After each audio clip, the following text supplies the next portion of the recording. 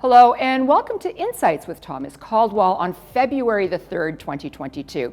Tom, today we're going to talk about a, not so safe topic. And what I want to talk about is the truckers in Ottawa.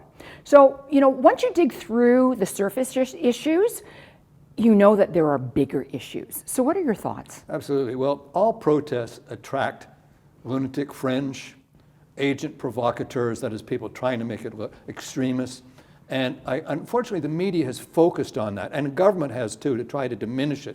As our prime minister has said, they have unacceptable views, etc. And he's saying this from the safety of his conveniently timed COVID. But as far as I'm concerned, we've got to get away from that stuff, the fringe insanity, if you will, and look at the fact people are frustrated right across the country.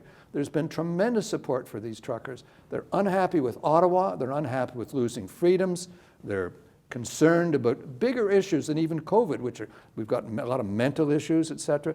And I think it behooves the government to say, there's a problem here. Never mind diminishing it. There's a problem. This is a big protest, support right across the country, that we have to look at ourselves. We need government by grown-ups. We need people to think about Canadians in a totality, never mind special interest groups. And I think that's very important. And I'm not sure they're getting the message. When you refuse to meet with them, both parties, by the way, there's flipping and flopping whether you're going to meet with them or not. I think this is important. Get the message. People are unhappy and they're frustrated with Ottawa, and that includes both parties.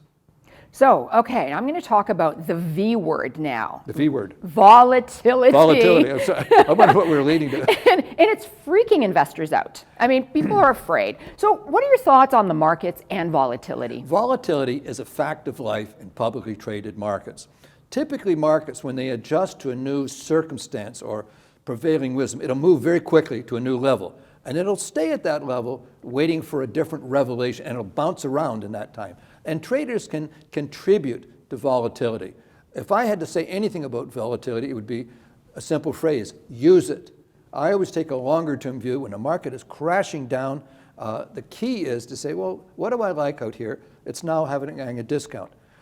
As a woman, you're going up Yonge Street. I don't know if people shop in Yonge Street anymore. You see a sweater there for $500. Next week, it's $200. And you say, whoa, $200?